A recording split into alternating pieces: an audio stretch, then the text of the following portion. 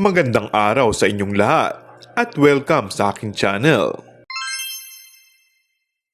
Lalong kinilig ang mga Kim-Pao fanatics nang maglabas mismo si Paolo Avellino ng mga ganap nila ni Kim Chiu sa kanilang out-of-town bike riding activity.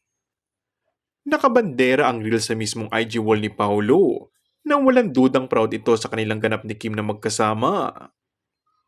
Mapapanood na ang resibo ng sabay na pagbabiking ng Kim Pao kasama ang iba pang mga kaibigan.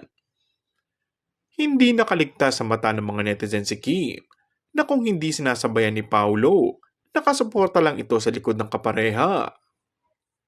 Kinunan din ni Paolo ang sabay na biking nila ni Kim na para mong nag-uunahan sa finish line.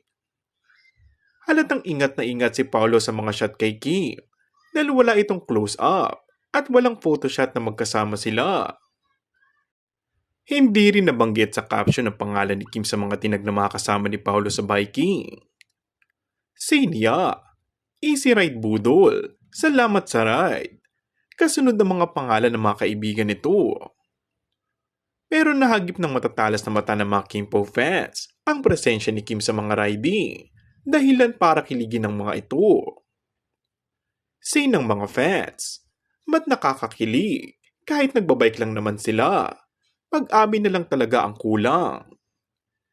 Si Paolo pa simple na ang pag-amin unti-unti na pinupost at piniflex si Kim Chiu. Kung bago ka lang sa akin channel ay mag-subscribe at pindutin na rin ang notification bell. Maraming salamat!